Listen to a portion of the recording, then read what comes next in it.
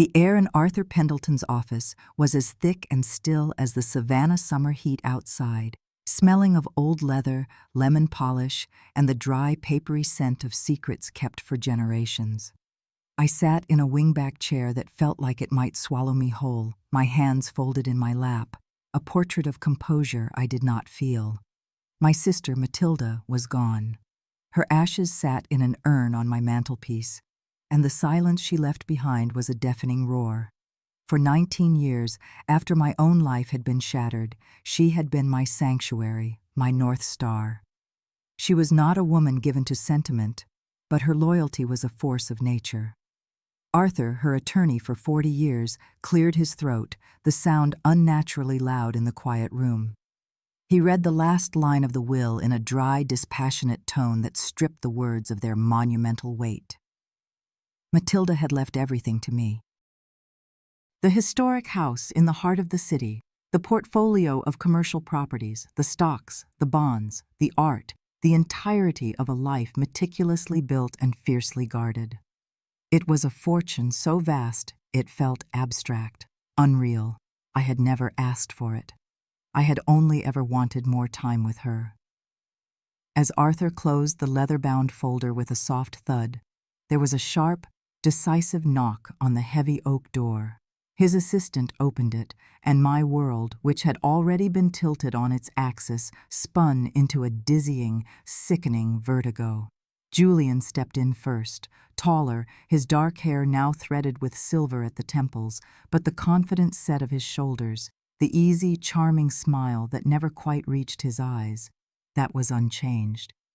Behind him was Charlotte, as slender and tense as a drawn bowstring, her face a carefully constructed mask of somber concern. And hovering in the doorway, as always, was Leo, my youngest, his gaze skittering around the room, landing on everything but me. 18 years. 18 years of silence. No birthday cards, no holiday calls, no response to the 2 letters I had sent before finally giving up. They had cut me out of their lives with the surgical precision of an executioner. And now, here they were.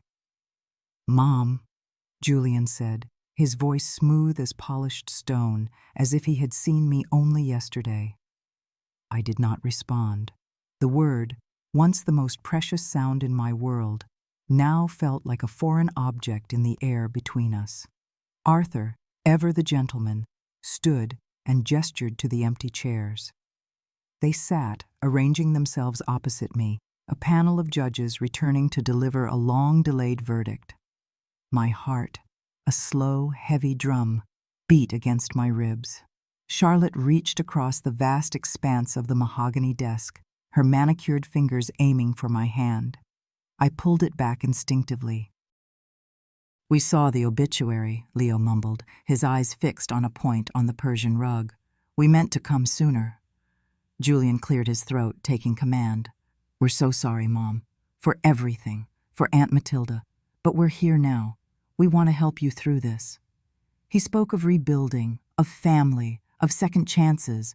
The words were all correct, but the melody was false, a discordant tune played by strangers wearing the faces of my children. I remember a piece of advice Matilda had given me years ago, one of her many unsentimental truths whispered over late-night tea.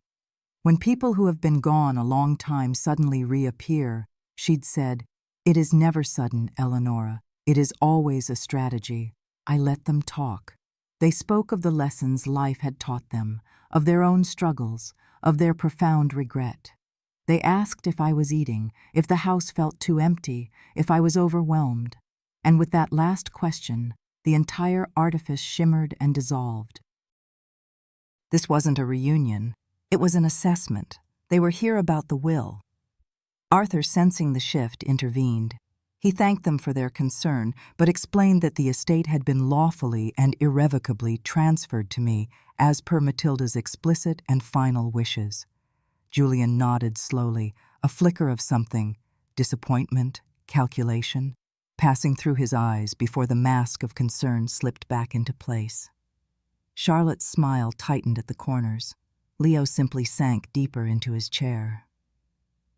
After they had made their polite, hollow exit, promising to call, promising to stop by, Arthur turned to me. "Eleonora," he said gently, "we can contest their presence. We can file for a restraining order."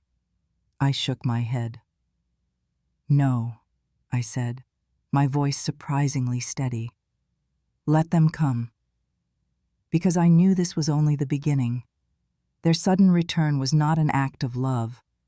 It was an act of acquisition. If you have ever had someone walk back into your life, not because they missed the person you are, but because they wanted a piece of what you have, then you know the particular kind of cold that settles in your heart. You know that the real betrayal isn't just the one that happened in the past, but the one that is standing in your living room, waiting for you to let your guard down. I was about to choose myself, the way my sister had always taught me to. This story was just beginning. The night they cast me out is seared into my memory, not as a blaze of anger, but as a slow, creeping frost. It was a week after my husband's funeral. The house, our home of 30 years, felt cavernous and cold, every surface reflecting my own hollowed-out grief. I was adrift, a ship without a rudder, and my children, in their own crisp, self-contained mourning, saw me as a liability. Julian, then a rising star at his investment firm, sat me down in the living room. He used words like transition and downsizing. He said I was too fragile to manage the large house alone. Charlotte, whose life was a curated gallery of perfection, said my grief was all-consuming and that it wasn't healthy for them, or for me, to be mired in it. Leo, my quiet, sensitive Leo, just stood by the fireplace, unable to meet my eyes, his silence a form of assent. They told me they had found a lovely assisted living community for me. It wasn't a discussion. It was a decree. I didn't scream. I didn't plead. A part of me was too numb with loss to even process the betrayal. I simply packed a small duffel bag, the silence of the house pressing in on me, and walked out the front door they held open for me. I made it 4 blocks before my legs gave out. I sat on a bus bench under the flickering neon of a gas station sign, the cold of the concrete seeping into my bones, and wondered if I had died with my husband and just hadn't realized it yet. That's when I called Matilda. She picked up on the second ring. I couldn't speak, only a choked sob came out. She didn't ask what was wrong. She just said in her calm, commanding voice, "Stay where you are. I'm on my way." An hour later, her old, rattling sedan pulled up. She unlocked the passenger door from the inside and handed me a thermos of hot, sweet tea as I slid in. We drove to her house, a grand, slightly faded mansion in the historic district, and she led me to a guest room where the bed was already turned down. She never asked for the details of that night. She never had to. Her silence was not indifference.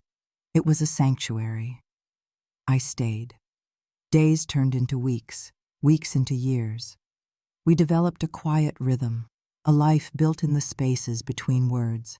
We took morning walks through Forsyth Park. We read books in companionable silence in her sun-drenched library. We debated politics over dinner. She never called me family, but she gave me a key to her home and a space in her life which was a far more profound declaration. One evening, about a decade into my stay, she was sitting with a rare glass of bourbon. "You stayed, Eleonora," she said, looking out at the twilight garden. "Everyone else in my life eventually left. But you stayed." She said it like an unassailable fact of physics. It wasn't a compliment. It was an observation. And it was, I realized, the highest form of praise she knew how to give. Now, sitting alone in that same house, surrounded by the echoes of her presence, I understood. My children were terrified of that fact. They were terrified that I had not only survived without them, but that I had found a strength, a foundation, that they had no part in. For years, I had ached for them, for the imagined reconciliations, for the grandchildren I'd never met. But their return, was not the answered prayer I had once longed for. It was the materialization of Matilda's quiet warnings. It wasn't a reunion. It was an invasion. After the will reading, I found the envelope Arthur had given me. Matilda's elegant, slanted script on the front simply read, Eleonora. Inside, the letter was brief and pragmatic. She wrote that she knew my children might return, drawn by the scent of wealth like moths to a flame. She warned me that their grief would be a performance, and their love a strategy. Guilt is not trust, she wrote, and forgiveness does not require you to hand over the keys to your own home. She ended with a line that struck me like a physical blow. You deserve to live a life where you are not constantly bracing for the next door to close. I had been bracing for 18 years. Even in the safety of Matilda's home, I had lived like a guest, a refugee, always half expecting to be told it was time to leave. With that single sentence, my sister, even in death, was giving me permission to finally, truly, unpack. Tucked behind her letter was another smaller envelope with a sticky note. Open only if they come back. My hands trembled as I read it. Matilda, ever the strategist, had anticipated this. The letter detailed the labyrinth of legal protections she had constructed around her estate. Trusts that were irrevocable, ownership transfers structured in a way that couldn't be contested, a clause naming me as the sole unchallengeable trustee of her charitable foundation. She wrote, "People who abandon their family rarely return for love. Do not mistake their tears for truth." The words didn't erase the pain, but they forged it into something new. Resolve. I made tea and sat in her favorite armchair, listening to the grandfather clock chime the hour. The next morning, Susan called. I let it go to voicemail. A text followed. "We were thinking of stopping by tomorrow, Mom. We just want to talk." I looked at the phone, at that word, Mom. Then I remembered Matilda's letter. You deserve to live without always waiting for the next door to close. I placed the phone face down on the counter. I was not the woman they had abandoned. This time I would not wait for them to choose me. This time the door was already locked. They arrived the next afternoon, a united front of feigned concern. I saw them from the window before they reached the porch. Julian leading the way, Charlotte clutching a bag from a gourmet bakery, Leo trailing behind, studying the intricate ironwork of the railing as if to avoid looking at the house itself. I opened the door before they could knock. "We were in the neighborhood," Julian began, his smile not faltering even as I remained motionless in the doorway. Charlotte offered the bag. "I remembered you liked scones," she said. I had never liked scones. Matilda had. I took the bag and asked them what they wanted. Julian launched into a well-rehearsed speech about his concern for my well-being. He said an estate of this magnitude was a tremendous burden, that vultures would circle, that it would be wise to have family involved, people I could trust. It was then that Charlotte delivered the line that exposed their entire strategy. "Mom," she said, her voice laced with practiced sincerity, "we're not here to fight with you. We're here to help you protect what belongs to all of us." All of us. The phrase hung in the humid Savannah air. I stepped back and allowed them entry, but not as guests. I was admitting them as evidence. I let them sit on the antique sofa in the formal parlor for precisely 20 minutes. I did not offer them tea. Julian spoke of estate planners and financial advisors. He suggested that if I gave them power of attorney, they could handle the complexities, freeing me to simply grieve. Susan chimed in about how Aunt Matilda would have wanted the family to be united by her legacy, not divided. I let them finish. Then I asked a simple question. "Why now?" Julian blinked. "What do you mean?" "After 18 years of silence, why now?" I asked again, my voice quiet but unyielding. He spoke of regret, of maturity, of life teaching them hard lessons. I then asked Charlotte what medication I had been on for my arthritis for the last decade. She guessed incorrectly. I asked Leo to name Matilda's beloved golden retriever, who had died only 3 years prior. He had no idea. Finally, I looked at Julian. I asked you to look me in the eye when you told me I had to leave my home, I said, the memory still sharp. You couldn't do it then, either. I stood up. The estate, I informed them, has no loopholes. Matilda made sure of that. Your 20 minutes are up. They left in a stunned silence. This was not the grieving, pliable mother they had expected to find. That night, I went through the files Matilda had left. Every deed was ironclad. Every trust was sealed. She had seen this coming. She had armed me not just with wealth, but with impenetrable defenses. I was not the woman they remembered, a woman who would shrink herself to accommodate their comfort. That woman had been left behind on a bus bench 18 years ago. The woman who lived in this house now, who bore Matilda's legacy, was someone who had learned to survive in silence, and she would not be surrendering her peace for their performance. The morning after their visit, a sleek black town car was parked across the street from the house.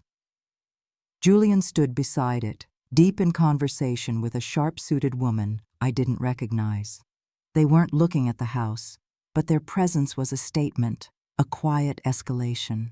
I watched them from behind the lace curtains of the parlor, my coffee growing cold in my hands. The call from Arthur Pendleton came at noon. "They're fishing, Eleonora," he said, his voice grim. "Julian has retained a firm that specializes in aggressive estate litigation. They haven't filed anything, but they are making discreet inquiries about contesting a will on the grounds of undue influence." So that was their angle. They weren't going to claim I was incompetent. They were going to claim I was a victim, manipulated by my stern, controlling sister. It was a clever, insidious strategy, designed to paint me as a pawn and Matilda as a villain. "I need you to find someone for me," I told Arthur. "A Dr. Evelyn Reed. She was a professor at the university here, years ago." That afternoon, I walked the 10 blocks to the small brick house where Dr. Reed lived. The air was thick with the scent of jasmine and impending rain. When she opened the door, she was older, her hair a cascade of white, but her eyes were as sharp and discerning as I remembered. "Eleonora Hayes," she said, not as a question. "I was wondering when you might call." We sat in her study, surrounded by towers of books. Years ago, when Julian was her student, she had come to my house to gently inform me that he had not, in fact, been accepted into a prestigious honors program as he had claimed. He had plagiarized his entrance essay. At the time, I was mortified and defensive. Now, I saw her visit for what it was, an act of profound integrity. "Matilda came to see me 2 years ago," Evelyn said, handing me a folder. "She asked me what I remembered about Julian's time at the university." Inside the folder were meticulous records, the plagiarized essay, notes from meetings, even a formal complaint from another student alleging Julian had stolen his research. "He is a brilliant boy," Evelyn had written in an old note, "but his ambition is untethered from his ethics. He sees truth as a negotiable commodity." Matilda had known. She had been gathering her own armor on my behalf. Evelyn had already prepared a notarized statement detailing Julian's history of academic dishonesty and manipulation. It established a pattern of behavior that stretched back decades. I left her house armed with more than just a legal document. I left with the validation that what I was seeing now was not a new development, but the final, bitter fruit of seeds planted long ago. The next day, Charlotte appeared at my door alone, holding a bouquet of yellow tulips. "I know you think we're only here for the money," she whispered, her eyes welling with crocodile tears. "But people can change, Mom. We've changed." "The last address I had before moving in with Matilda was on Willow Glen Road," I said, my voice calm. "Matilda sent you 3 letters there. All 3 were returned unopened." The tears vanished. The mask of sorrow was replaced by a flash of cold fury before she recomposed herself. "Regret is a quiet act, Charlotte," I told her. "It does not arrive with a bouquet and a script." I closed the door. That evening I visited Grace, the director of the women's shelter Matilda had so passionately supported. I told her everything. She listened, her gaze unwavering. When I finished, she said something that settled deep within me. "Eleonora, you can love the memory of the children you raised and still lock the door on the adults they've become. Forgiveness and access are two very different things." Before I left, she showed me a photo of Matilda on the day the shelter opened, surrounded by women whose lives she had helped save. Her smile was fierce, proud, not of herself, but of them. I took the photo home and placed it on my nightstand. A few days later, a formal petition for a competency evaluation arrived. Gregory, through his lawyers, was asking the court to determine if I was mentally fit to manage the estate. The implication was clear. If I wasn't competent, a conservator would be needed. And the most logical choice for a conservator, of course, would be my loving, concerned son. My hands did not shake as I held the papers. I opened the leather-bound journal Matilda had given me and wrote, "Today, my son asked the law to declare me broken. He has forgotten that I was broken once before, and I learned how to put myself back together, stronger and with no illusions." The wind picked up outside, rattling the old windows of the house. A storm was coming, but this time I was not a ship adrift. I was the lighthouse. The morning of the hearing, the courthouse felt like a theater before a play. A tense, expectant quiet filled the air. Julian stood with his lawyer, a portrait of filial concern. Charlotte and Leo sat a row behind him, their faces pale and set. My lawyer, Mr. Denning, a man of few words and immense preparation, sat beside me. Julian's lawyer was slick and articulate. She painted a picture of a grieving, vulnerable elder, overwhelmed by a vast inheritance and susceptible to the lingering, controlling influence of her late sister. She cited my large, impulsive donations to the shelter as evidence of my clouded judgment. Then Mr. Denning called his only witness, Grace, from the shelter. She walked to the stand, a beacon of calm authority. She spoke not of my grief, but of my clarity.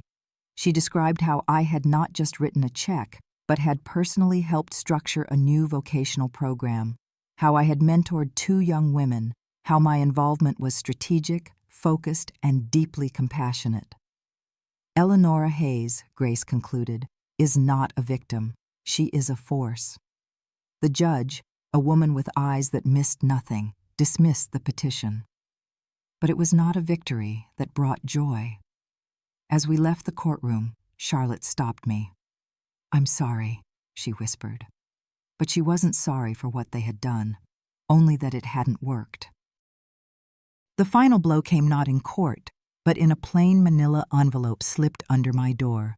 Inside was a photocopy of a spreadsheet, account numbers, transaction codes, and dates stretching back 3 years, long before Matilda's death. It showed a series of small incremental transfers from a trust my late husband had left me, a trust Julian had co-signing authority on, into a series of shell accounts. He hadn't just come back for Matilda's money.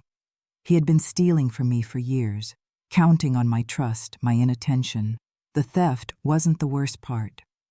The worst part was the realization that all their visits, their hugs, their use of the word mom, had been a performance to ensure I never looked too closely at the statements. I didn't call the police. I didn't file a lawsuit. I called a forensic accountant. And then, I systematically, quietly, and legally dismantled every remaining financial tie that connected me to them. I restructured the trusts, transferred oversight to an independent fiduciary, and endowed the foundation with the bulk of the remaining funds, placing it under the control of a board that included Grace and Arthur. My last call was to Julian. He picked up on the first ring. "From this moment on," I said, my voice as calm and final as a closing door, "any and all communication will be conducted through our respective legal counsel." I hung up before he could respond. A week later, I received a crumpled photograph in the mail. It was of the three of them as children, smiling at a long-ago picnic. On the back, Julian had written, "We weren't always like this." It was a last, desperate plea for a sentiment I no longer possessed. I could mourn the memory of the children they had been, but I owed nothing to the strangers they had become. I did not need their apologies. I did not need their regret. I had found my peace, not in forgiveness, but in freedom. I established a new program at the shelter, a creative writing workshop for the residents called Second Voice. It was a space for women to reclaim the stories that others had tried to silence, and in helping them find their voices, I solidified my own. The inheritance Matilda left me wasn't just the money or the property. It was the profound, unshakable knowledge that a life rebuilt on a foundation of truth is the only legacy that can never be stolen.